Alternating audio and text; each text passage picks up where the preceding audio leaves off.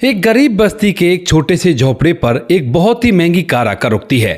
अब जैसे वो कार उस बस्ती के अंदर आई थी तो सभी लोग इसे देखने लगे थे और यहाँ पर जिस झोपड़े पर आई थी तो उस झोपड़े के लोग भी बाहर निकलकर देखने लगते हैं। लेकिन तभी उस कार से एक व्यक्ति निकलता है जिसने सूट बूट पहन रखे थे और वह एकदम से बाहर निकलकर उस झोपड़े वाले लोगों से कहने लगता है कि आपको ना मेरे साथ चलना होगा। इस बात को सुनकर उस झोपड़े के अंदर जो गरीब लोग रहा करते हैं वह हैरान हो जाते हैं। कहते हैं कि ऐसा क्यों, आप हमें अपने साथ क्यों ले जा रहे हो। तो यहाँ पर वो कहते हैं कि आपको वो बाबा याद है जो आज से कुछ दिन पहले आपने जिसको एक कप चाय पिलाई थी, वो ठंड से कांप रहे थे, उनको रेस्टोरेंट में चाय पिलाकर अपने घर लेकर आए थे, उन्हीं ने हमें यहाँ पर भेजा है। अब इस बात को सुनकर उस परिवार की जो बेटी होती है वो हैरान तो होती है लेकिन फिर भी मना करने लगती है। लेकिन तभी वह आदमी जिद करता है, कहता है कि देखो मैं टेम्पो भी बुलाया है और टेम्पो में आपका सामान आ जाएगा और आज से आपको इस झोपड़ी में रहने की जरूरत नहीं है। कौन था वह व्यक्ति और किस वजह से यहाँ पर आकर ऐसा कह रहा था, पूरी सच्चाई के बारे में जानने के लिए वीडियो को अंत तक जरूर देखें। नमस्कार दोस्तों, मेरा नाम है जीतू और आप लोग देख रहे हो ब्रेन डिमांड चैनल। वीडियो को ज़्यादा से ज़्यादा शेयर करें और चैनल को सब्सक्राइब करना ना भूलें ताकि मेरा हौसला बढ़ता रहे। झारखंड के झांसी शहर की एक गरीब बस्ती के अंदर एक परिवार रहा करता है जो भी काफ़ी ज़्यादा गरीब है। परिवार के अंदर माता पिता और दो उनके बच्चे हैं। बड़ी जो लड़की है उसका नाम होता है सुमन और सुमन ने अपनी जो कुछ भी पढ़ाई लिखाई करनी थी वो तो कर ली है, लेकिन उसके बाद वह एक रेस्टोरेंट पर काम किया करती है। दरअसल यहाँ पर ऐसा पहले नहीं था। पहले जो सुमन है वो अपनी पढ़ाई लिखाई किया करती थी और जो छोटा भाई है सुमन का वह भी पढ़ाई लिखाई किया करता था और पिता मेहनत मजदूरी किया करता था। लेकिन तभी अचानक से जब पिता की तबीयत खराब हो जाती है तो उसके बाद जो सुमन है वह खुद अपने कंधों पर परिवार की जिम्मेदारियां उठाती है और इसीलिए एक रेस्टोरेंट में काम करने लगती है। पिता बीमार रहता है और जब पिता बीमार रहता है और जितने पैसे सुमन कमाया करती है उनसे भी पूर्ति नहीं होती है तो यहाँ पर जो परिवार की माँ होती है वह भी काम करने के लिए दूसरों के घरों में जाने लगती है। जबकि अब तक जब पिता कमाया करता था तो किसी को काम करने की जरूरत नहीं थी, सभी की पढ़ाई लिखाई चल रही थी। सुमन के कंधों पर पूरे घर की जिम्मेवारी होती हैं। वह माँ के जो पैसे होते हैं उनको भी अपने पास लेकर उनसे घर का खर्च चलाया करती और अपने पैसों से पिता की बीमारी में पैसे लगाया करती और साथ में अपने जो छोटा भाई होता है उसकी फीस वगैरह भरा करती। धीरे धीरे समय बीत रहा था, संघर्ष तो काफ़ी था लेकिन फिर भी जैसे तैसे गुजारा हो जाता था। लेकिन तभी अचानक से क्या होता है कि यहाँ पर जो उसकी माँ होती है वह भी इस गरीबी को देख देखकर काफ़ी ज़्यादा परेशान होती है और इसी परेशानी के चलते उसकी तबीयत भी खराब रहने लगती है। अब स्टार्टिंग में तो माँ अपनी बेटी को ये बताती ही नहीं है कि उसकी तबीयत खराब है, लेकिन धीरे धीरे करके जब उसकी तबीयत खराब होते हुए कुछ दिन बीत जाते हैं तो उसके बाद एक दिन माँ जब सुबह सुबह काम पर जा रही थी माँ बेटी, तो उसी समय माँ को चक्कर आता है और इसी चक्कर की वजह से वह एकदम से बेहोशी हो जाती है। तो जो बेटी है वो उसे बिस्तर पर लेटाती है और पूछती है कि माँ क्या हुआ। तो यहाँ पर माँ कहती है नहीं बेटी कुछ नहीं हुआ, लेकिन बेटी उसे डॉक्टर साहब के पास ले जाती है और जैसे डॉक्टर साहब उसे देखते हैं तो कहते हैं कि आपकी माँ को भी गंभीर बीमारी होने लगी है, इसका इलाज चलेगा और काफ़ी लंबा इलाज चलने वाला है। यहाँ पर जो माँ है वो कहने लगती है नहीं मैं बीमार नहीं हूँ और मुझे बीमार होने का टाइम ही कहाँ मिलेगा, क्योंकि अभी तो मुझे परिवार के लिए बहुत कुछ करना है। लेकिन जो डॉक्टर साहब है वह सुमन को बता देते हैं कि सच में तुम्हारी माँ की तबीयत खराब है और उन्हें इलाज की ज़रूरत है।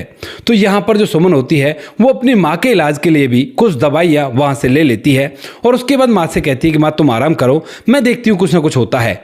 माँ मना भी करती है लेकिन सुमन अपनी कसम चढ़ाकर उसे घर में आराम करने के लिए छोड़ देती है। अब जो माँ है वो घर में आराम तो करती है लेकिन उसका मन नहीं कर रहा और धीरे धीरे समय बीतता है। समय के साथ साथ जब घर के अंदर दो मरीज हो जाते हैं तो उसके बाद अब पैसों की कमी आने लगती है, क्योंकि सुमन इतना नहीं कमाया करती थी कि जिससे सारे कामों को कंप्लीट कर सके और अब तो एक खर्चा और एक्स्ट्रा हो गया है। भले ही ऐसा होता कि उतने खर्चे रहे आए, कमाई से उससे काम करना पड़े तो भी मे भी पॉसिबल हो सकता था, लेकिन अब तो माँ की तबीयत खराब है और माँ के इलाज में भी कुछ पैसे लगा करते हैं। यहाँ पर जो सुमन है जिस रेस्टोरेंट पर काम किया करती है उस रेस्टोरेंट का जो मालिक है वो काफ़ी ज़्यादा खड़ूस और काफ़ी ज़्यादा कंजूस है, लेकिन फिर भी यहाँ पर सुमन एक दो बार उससे एडवांस ले लेती है और उससे अपने घर का खर्च चलाने लगती है। लेकिन उसके बाद भी जब उसे पैसों की ज़रूरत होती है और उसके बाद वह जब मालिक से कहने लगती है कि मालिक मुझे और पैसे चाहिए क्योंकि पैसे कम हो रहे हैं, मुझे अपने पिता की दवाई लेकर जानी है, तो यहाँ पर जो मालिक होता है जिसका नाम सोनू होता है वो साफ मना कर देता है, कहता है कि यहाँ पर मैंने कोई धर्मशाला नहीं खोल रखी। अगर तुम्हें ही सारे पैसे एडवांस दे दूंगा तो और लोग जो यहाँ पर काम किया करते हैं उन्हें क्या दूंगा। वैसे भी काफ़ी पैसे एडवांस ले चुकी हो और इस महीने की पूरी सैलरी तुमने एडवांस पेमेंट के रूप में ले ली है। अब जो सुमन होती है वह कहना तो बहुत कुछ चाहती है लेकिन एकदम से चुप रह जाती है, क्योंकि सच में उसने 1 महीने की सैलरी एडवांस में ले ली थी और उसके बाद भी उसे और पैसे चाहिए थे। सुमन आज दिन के समय में वहां पर काफ़ी ज़्यादा उदास रहती है, लेकिन फिर भी होटल का जितना भी काम होता है उसको करती रहती है। धीरे धीरे शाम होती है। शाम के समय अचानक से बारिश होने लगती है। अब बारिश के समय में सर्दियों का टाइम था, यानी कि थोड़ी थोड़ी सर्दियां थी, और उसी समय में जब बारिश होती है तो रेस्टोरेंट के अंदर और भी लोग आ जाते हैं, क्योंकि जो आसपास जा रहे थे, इधर उधर आ जा रहे थे, वह भी रेस्टोरेंट में घुसकर सोचते हैं कि कुछ ना कुछ ऑर्डर कर देते हैं, थोड़ी देर में बारिश कम हो जाएगी, उसके बाद हम लोग चले जाएंगे।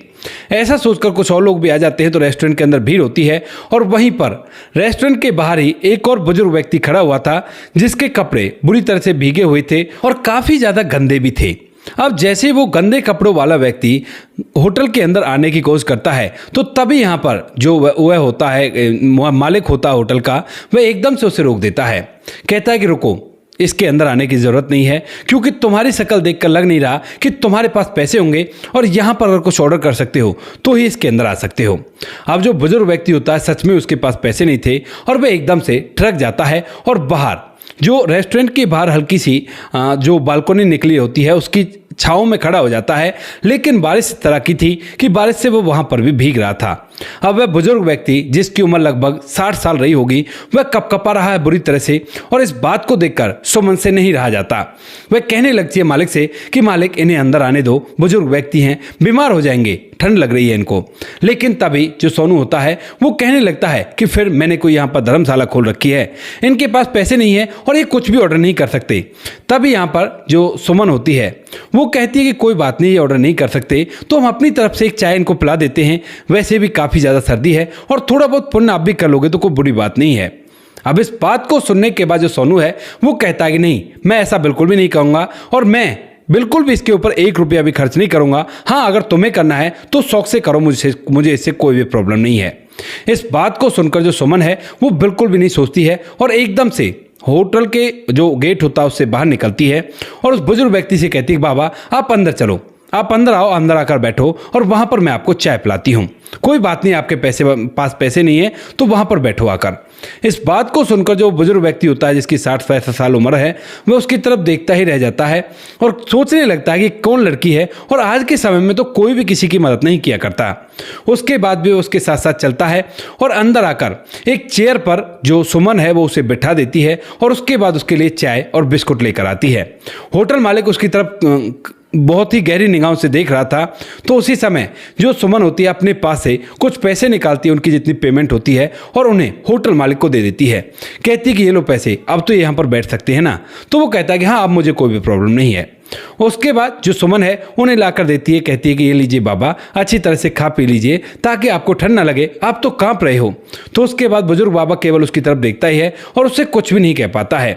धीरे धीरे यहाँ पर लोग भी जाने लगते हैं। बारिश थोड़ी कम तो हुई थी लेकिन पूरी तरह से बंद नहीं हुई थी और इस बारिश को देखकर बार बार वह बुजुर्ग आदमी बाहर की तरफ देख रहा था, मानो कि सोच रहा हो कि ये बारिश बंद हो जाए तो यहाँ से निकलूं, अगर बारिश बंद नहीं हुई तो कैसे यहाँ से निकल सकता हूँ। ये बातें जो सुमन है वो भी महसूस कर रही थी और धीरे धीरे रेस्टोरेंट को बंद होने का समय भी हो गया था। अब जैसे रेस्टोरेंट बंद होने का समय होता है तो उसके बाद जो मालिक है वह कहने लगता है लोगों से कि भाई चलो खाली करो इसको और हम लोग यहाँ से जा रहे हैं। इस बात को देखकर यहाँ पर जो सुमन है वो उस बाबा की तरफ देखी तो रही थी और पूरी की पूरी उसकी भावनाओं को महसूस कर रही थी कि क्या सोच रहे होंगे, क्या हो रहा होगा। और इसी वजह से जब बाबा उस कुर्सी से तो खड़े हो जाते हैं लेकिन बाहर जाकर फिर से बालकनी के नीचे खड़े हो जाते हैं, तो उसके बाद यहाँ पर जो सुमन है वह भी अपनी छुट्टी करके अपना छाता लेकर बाहर निकलती है और कहती है कि बाबा देखो, पास ही में मेरा घर है, अगर आपको कोई प्रॉब्लम ना हो तो वहाँ पर चलो, अगर यहाँ पर रहोगे तो आप बीमार हो जाओगे। मेरे घर में भी आप जैसे एक पिता हैं और उनकी भी मैं देखभाल किया करती हूं, तो चलिए आप वहां पर, अच्छा रहेगा। इस बात को सुनकर जो बुजुर्ग बाबा होता है वह कांपती सी हालत में उसके साथ उसके घर पर चला जाता है और वहां पर जाने के बाद जब जो सुमन है उसके माता पिता देखते हैं कि कोई व्यक्ति घर पर आया है, तो यहाँ पर जो सुमन है वो देखते ही समझ जाती है कि ये लोग पूछना चाहते हैं कि कौन है। तो यहाँ पर वह कहती है कि बुजुर्ग बाबा हैं, ऐसे ऐसे रेस्टोरेंट के बाहर खड़े हुए थे, मैंने इनको चाय बिस्कुट खिलाए और उसके बाद भी जब ये कहीं नहीं जा रहे थे, शायद इनका कोई घर ठिकाना नहीं है, तो इसी वजह से मैंने घर पर ले आई। कल देखते हैं क्या होता है, आज रात तो ये यहीं पर रुक जाएंगे। इस बात को कहकर जो सुमन होती है वो उनसे वहीं ठहरने के लिए कहने लगती है और एक अच्छा सा बिस्तर उसके लिए जमीन पर लगा देती है। यहाँ पर जो उसके पिता थे सुमन के, वह भी वहीं पर लेटे हुए थे और जमीन पर बिस्तर इसके लिए लग गया था। काफी साफ सुथरे कपड़े थे और इन्हें दूसरे कपड़े भी दे दिए गए थे बदलने के लिए। तो ये दूसरे कपड़ों को पहनता है, अपने उन कपड़ों को पानी में से इधर उधर करके यानी कि पानी से धोकर ऐसे सुखा देता है। बुजुर्ग व्यक्ति उन कपड़ों को पहनकर उस बिस्तर में तो बैठ जाता है, लेकिन वो इधर उधर देखने लगता है। तभी यहाँ पर जो सुमन होती है वो उनके लिए खाना लेकर आती है। अब जैसे ही खाना आया था, गरम गरम खाना था और शायद बुजुर्ग व्यक्ति काफी ज्यादा भूखा भी था, तो वह एकदम से खाने पर टूट पड़ता है। और जब सुमन उसे खाता हुआ देखती है बेसब्री से, तो कहती है कि बाबा कुछ ज्यादा ही भूख लगी थी क्या? तो वो कहता है कि हाँ बेटा, कई दिनों से भूखा हूं। इस बात को सुनकर यहाँ पर जो सुमन है वो कहती है कि आराम से खाओ और भरपेट खाना खाओ, मैं आपके लिए और खाना बना देती हूँ। यहाँ पर जो सुमन है उसे भरपेट खाना खिलाती है और उसके बाद जो बुजुर्ग बाबा होता है वह वहां पर आराम करने लगता है। धीरे धीरे ये रात कब निकल जाती है पता भी नहीं चलता और दूसरे दिन की सुबह उठकर जैसे ही सुमन उस बाबा के लिए चाय बनाकर लेकर जाती है बाहर बरामदे में, तो उसी समय यहाँ पर जाकर देखती है तो वहां पर कोई बाबा नहीं था। उन कपड़ों को, जिन कपड़ों पर लेटा था, उन्हें अच्छी तरह से बढ़िया तरह से करके रखा हुआ था तह मारकर, और उसके बाद बाबा वहां से गायब था। इसके बाद वह अपने पिता से पूछती है कि पिताजी वो कहाँ गए? तो वो कहते हैं कि वो तो सुबह जल्दी उठकर ही अपने उन पुराने कपड़ों को पहनकर यहाँ से इन कपड़ों को एक साथ सही करके चले गए हैं। अब इस बात को सुनने के बाद यहाँ पर जो सुमन है वो सोचने लगती है कि कहाँ जाएंगे, क्या करेंगे, यानी कि उसे उनकी टेंशन होने लगती है। लेकिन फिर भी उसे अपने परिवार की जिम्मेवारियां निभानी थी और इसी वजह से वह दोबारा से उस रेस्टोरेंट पर काम करने के लिए चली जाती है। धीरे धीरे ये दिन बीतने लगते हैं और जैसे इन बातों को 3 से 4 दिन बीतते हैं तो अब तक भी जो सुमन है वो बार बार उस बुजुर्ग बाबा के बारे में सोचा करती है और अपने परिवार की परेशानियों का बोझ भी अपने सर पर रखकर इधर उधर घूमा करती है। यहाँ पर वह सोचती है कि कहाँ होंगे वो बाबा, न जाने कहाँ पर कुछ खाया होगा या नहीं खाया होगा। यानी कि यहाँ पर इंसानियत दिखाने के बाद उसे लगने लगता है कि उसे उस बाबा को अपने पास ही रख लेना चाहिए था। धीरे धीरे जब 4 दिन बीत जाते हैं तो 4 दिन बाद एक दिन सुबह सुबह, यानी कि 5वें दिन सुबह सुबह जब सभी लोग घर के अंदर थे, तो उसी दौरान अचानक से जिस बस्ती में वो रहा करते थे, गरीब बस्ती में, वहीं पर एक बहुत बड़ी कार आकर उनके दरवाजे पर रुकती है। अब जैसी बड़ी कार इस बस्ती के अंदर आई थी तो यहाँ पर यह कोई आम बात नहीं थी, क्योंकि यहाँ पर लोग गाड़ियों से तो कम ही आया करते थे। अपनी बाइक वगैरह थी लोगों के पास, स्कूटर वगैरह थे और उन्हीं से चला करते थे। यार दोस्त जिसके भी आया करते थे वो बाइक वगैरह से आया करते थे, क्योंकि यहाँ पर ज़्यादा अमीर लोग नहीं रहा करते हैं। अब जैसे ही गाड़ी की आवाज़ बाहर से आती है तो उसके बाद जो सुमन होती है वह, उसका छोटा भाई, उसका पिता जो भी थोड़ा बहुत इधर उधर घूम लिया करता है, क्योंकि सुबह सुबह सुमन उसे हाथ पकड़कर इधर उधर घुमाया करती है, और साथ में उसकी माँ, वो सभी लोग यहाँ पर आ जाते हैं। और यहाँ पर आने के बाद जब दरवाजे पर खड़े होते हैं तो तभी उसी गाड़ी में से एक व्यक्ति निकलता है जिसने अच्छे खासे कोट पैंट पहन रखे हैं, और वह निकलने के बाद वहाँ पर पड़ोसी से ही पूछने लगता है कि यहाँ पर सुमन का घर कौन सा है। अब इस बात को सुनकर जो पड़ोसी है सुमन की परिवार की तरफ इशारा कर देता है जो कि दरवाजे पर खड़ा हुआ है, और इसके बाद जो वह व्यक्ति होता है वह आकर कहने लगता है कि नमस्कार जी। तो यहाँ पर जो सुमन के पिता होते हैं वो कहते हैं कि नमस्कार जी, आप कौन हो और आप हमारे बारे में क्यों पूछ रहे थे? तो वह कहता है कि मैं ना आप लोगों को ले जाने के लिए आया हूँ। इस बात को सुनकर पूरा परिवार हैरान हो जाता है और कहने लगता है कि क्यों भाई, हमें कहाँ ले जा रहे हो? तो उसके बाद वो कहता है कि आपके लिए घर तैयार है, साथ में आपके इलाज के लिए हॉस्पिटल भी तैयार है, और आपकी बेटी के लिए नौकरी तैयार है। आपका जो बेटा है उसका भी अच्छे कॉलेज में एडमिशन हो जाएगा और कोई भी दिक्कत नहीं है। इस बात को सुनकर वो लोग हैरान हो जाते हैं और कहने लगते हैं भाई तुम हम पर इतने मेहरबान क्यों हो रहे हो, आखिर क्या कारण है इसके पीछे? तो यहाँ पर जो वह व्यक्ति होता है वो कहने लगता है कि जिस बुजुर्ग बाबा को आपने अपने घर में पनाह दी थी और इस बिटिया ने अपनी मेहनत के पैसों से चाय पिलाई थी, उसी बुजुर्ग बाबा ने आपको बुलाया है। अब इस बात को सुनने के बाद यहाँ पर जो सुमन है उसके दिमाग में तो बुजुर्ग बाबा घूम ही रहे थे। वह कहने लगते हैं कि क्यों, उनके पास इतने पैसे कहाँ से आए जो वो हमें घर भी दे सकते हैं, हॉस्पिटल भी दे सकते हैं इलाज के लिए, और बच्चे की पढ़ाई के लिए कॉलेज भी दे सकते हैं, और मुझे नौकरी भी दे सकते हैं। तो यहाँ पर जो व्यक्ति होता है वह मुस्कुराता कहता है कि उनकी एक बहुत बड़ी वर्कशॉप है जिसको वो खुद ही चलाया करते हैं, खुद उसके मालिक हैं, और इसी वजह से उनके पास रुपए पैसों की कोई भी कमी नहीं है। अब इस बात को सुनकर यहाँ पर जो लड़की होती है सुमन, वह हैरान हो जाती है, लेकिन उसके बाद वो व्यक्ति कहने लगता है देखिए आपके पास टाइम नहीं है, जल्द से टेम्पो आने वाला है और टेम्पो आने तक अपना सामान जो कुछ भी है उसे पैक कर लीजिए और उसे टेम्पो में रखकर यहाँ से आपको मेरे साथ चलना होगा। इस बात को सुनकर जो सुमन है वो मना करने लगती है, लेकिन तभी वो व्यक्ति कहता है कि देखिए मत कीजिए, क्योंकि अगर आप मना करोगे तो मुझे ही नुकसान होगा, क्योंकि आपको यहाँ से वहाँ पर ले जाने के लिए मैंने टेंडर लिया है उनसे और मेरा 20,000 रुपये का नुकसान हो जाएगा। इस बात को सुनकर यहाँ पर वो लोग कहते हैं कि ठीक है हम चलते हैं, क्योंकि सुमन को भी उससे कुछ सवाल पूछने थे उस बुजुर्ग व्यक्ति से कि अगर वो इतना अमीर था तो इस तरह की हालत में ऐसे कैसे घूम रहा था, और उसे देखकर लग नहीं रहा था कि ये एक्टिंग कर रहा है।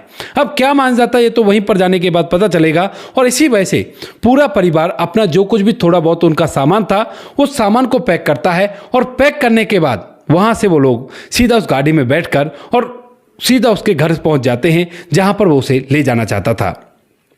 वहां पर जाने के बाद जैसे वो उस घर के अंदर जाते हैं तो यहाँ पर जो सुमन है वह अंदर घुसकर देखती है तो अंदर वही बुजुर्ग व्यक्ति था, लेकिन आज उसने अच्छे खासे कपड़े पहन रखे थे और बहुत ही आलीशान ये घर था, जैसा घर आज तक सुमन ने अपने सपनों में भी कभी सोचा नहीं था कि ऐसे घर में कभी उसे रहने का मौका मिला गया।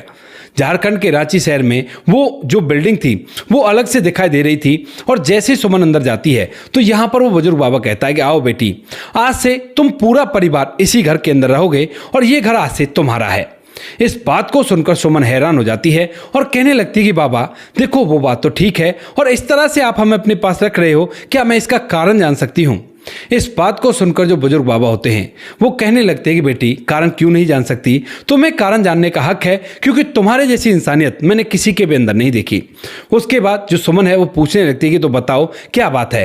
तो यहाँ पर जो बुजुर्ग व्यक्ति है वह अपने बारे में बताता है, कहता है कि बेटा मैं पीछे से गांव का रहने वाला था और इस शहर में आकर मैंने खूब सारी मेहनत की, और मेहनत करने के बाद अपनी एक वर्कशॉप बनाई। वर्कशॉप बनाकर मेरी शादी हो गई, शादी के बाद मुझे बच्चे हो गए और वर्कशॉप भी अच्छी तरह से चलने लगी। जब मेरी वर्कशॉप अच्छी तरह से चलती है तो मैं अपने बच्चे को पढ़ाई लिखाई के लिए विदेश भेज देता हूं, और जब वह विदेश में जाकर रहने लगता है तो उसी दौरान वहीं पर उसकी नौकरी भी लग जाती है, और नौकरी लगने के बाद उसकी शादी भी वहीं पर हो जाती है। वह शादी करके वहां पर रहने लगता है। मैं अपनी पत्नी के साथ यहां पर रहा करता हूं और उस वर्कशॉप को चलाया करता हूं, उससे पैसे कमाया करता हूं। लेकिन धीरे धीरे अभी कुछ ही दिनों पहले मेरी जो पत्नी है वह इस दुनिया को छोड़कर चली गई, और उसके बाद मैंने अपने बेटे से कहा कि बेटा तुम ऐसा करो, तुम ही यहीं पर आ जाओ, क्योंकि अब वहां पर क्या करोगे, किसी दूसरे की नौकरी कर रहे हो, अपनी वर्कशॉप को संभालना। तो उस समय जो मेरा बेटा होता है वह इस बात को सुनकर मुझसे कह देता है कि मैं तो वहां पर नहीं आने वाला, अगर आपको यहां पर आना तो यहां पर आ जाओ, मुझे विदेश बिल्कुल भी अच्छा नहीं लगा करता। और उसके बाद मैं कहता हूं बेटा देखो यहां पर हमारी प्रॉपर्टी है और इसको तुम संभालो, लेकिन जो बेटा है वो साफ मना कर देता है, कहता है कि आपकी प्रॉपर्टी जितना कमाया करती है उससे ज्यादा मुझे सैलरी मिल जाया करती है, तो मैं तो इस जगह को नहीं छोड़ने वाला, आपको वहां पर रहना वहां पर रहो, और जब आपको आना हो जब आप बता देना। अब एक तो पत्नी इस दुनिया को छोड़कर चली गई थी, और ऊपर से जो मेरा बेटा है वो यहां पर आने का नाम नहीं ले रहा था, तो इसी वजह से मैं काफी ज्यादा परेशान होता हूं, और इसी परेशानी के चलते मैं अपने फैक्ट्री को यानी कि जो वर्कशॉप है उसे छोड़कर और घर को छोड़कर ऐसे घर से निकल जाता हूं और इधर उधर भटकने लगता हूं। भटकते भटकते मुझे 10 से 15 दिन हो गए थे, लेकिन कोई भी इंसान मुझे ऐसा नहीं मिला जो निस्वार्थ भाव से मेरी सेवा कर सके और मेरे हाल को, दुख दर्द को पूछे मुझसे कि क्या हुआ। और उसके बाद जिस दिन मुझे बारिश आ गई उस दिन मुझे तुम मिली और तुमने मुझे खाना भी खिलाया, घर में ठहराया, वरना आज के समय में कौन अजनबी को अपने घर में ठहराता है इस तरह से। इस बात को सुनकर यहाँ पर जो सुमन है वो कहने लगती है कि फिर इतनी सी बात का आप इतना बड़ा परिणाम कैसे दे रहे हो। तो यहाँ पर जो बुजुर्ग व्यक्ति है जिसका नाम बिशंबर होता है वो कहने लगता है कि बेटा दरअसल बात ऐसी है, जब मैं तुम्हारे वहां से वापस अपने घर लौटा तो तुम्हारी पूरे घर की कंडीशन मेरी समझ में आ गई थी कि तुम अकेली मेहनत किया करती हो, और तुम्हारी मेहनत और जज्बे को देखकर मुझे लगा कि तुम्हें एक मौका देना चाहिए। क्योंकि यहाँ पर जब मैं इस फैक्ट्री को छोड़कर जाने की चाह रहा था तो उसी समय मुझे लगा कि अगर अगर इस वर्कशॉप को मैं छोड़ दूंगा तो ढेर सारे घरों के चूल्हे बंद हो सकते हैं और इसी वजह से मुझे इसके लिए कोई अच्छा उत्तरदायी चाहिए था। तो इसी वजह से उत्तराधिकारी तुमसे अच्छा कोई नहीं मिल सकता, तो तुम अब इस वर्कशॉप को चलाओ, इस घर के अंदर अपने परिवार के साथ रहो और कोई भी दिक्कत नहीं है। क्योंकि जो बेटा मेरी भावनाओं को नहीं समझ सकता, मैं उसके बारे में बिल्कुल भी सोचने के लिए तैयार भी नहीं हूं और कोई मतलब नहीं है मुझे कि उसके साथ क्या होता क्या नहीं होता। आज से तुम मेरे घर की बेटी हो और ये पूरा परिवार मेरा परिवार है। इस बात को सुनने के बाद जो सुमन है वह मना करने लगती है, लेकिन जो पिता है वो कहने लगता है, यानी बुजुर्ग व्यक्ति जो है वो कहने लगता है, बेटी देखो ये तुम्हें नौकरी मिल रही है और नौकरी के बदले तुम्हें रहने के लिए अच्छी जगह मिल रही है, तुम्हारे परिवार का जो भी खर्चा है वो सबको मैं उठा रहा हूँ, तो इसमें बुराई क्या है। तो यहाँ पर जो सुमन है वो भी सोचती है और सोचने के बाद कहती है कि ठीक है, अगर आप ऐसा ही कह रहे हो तो ऐसा ही हो जाएगा। उसके बाद आज तक भी जो सुमन है वो वहीं पर रहा करती है। सुमन के भाई के अच्छे कॉलेज में पढ़ाई जो बुजुर्ग बिशंबर हैं वो करवा रहे हैं। उसके पिता का इलाज हो चुका है और पिता भी उस वर्कशॉप में अपनी बेटी का हाथ बटाने के लिए जाया करता है। बिशंबर घर पर रहा करते हैं और घर पर ये तीन बुजुर्ग लोग आपस में मिलजुल कर अच्छी तरह से अपना समय व्यतीत कर रहे हैं। फिलहाल के समय में जो सुमन है उसके लिए लड़का देखने की तैयारी चल रही है और यहां पर तीनों बुजुर्ग जाकर लड़के को देखा करते हैं। तो दोस्तों ये थी आज की कहानी। आपको जैसी भी लगी हो कमेंट सेक्शन में बता देना। वीडियो अच्छी लगी तो वीडियो को लाइक और चैनल को सब्सक्राइब जरूर करें ताकि हमें थोड़ा सा हौसला मिल सके आप लोगों के लिए ऐसी अच्छी अच्छी वीडियो बनाने के लिए। इन कहानियों को सुनाने का उद्देश्य किसी को परेशान करना बिल्कुल भी नहीं है। ये कहानी आपको इसलिए सुनाई जाती है ताकि आप लोग इन कहानियों में से कुछ ना कुछ सीख सको और अपने जीवन में उस चीज़ को अप्लाई कर सको। मिलते हैं किसी नेक्स्ट वीडियो नए टॉपिक के साथ, तब तक के लिए जय हिंद, जय भारत, जय हिंदुस्तान।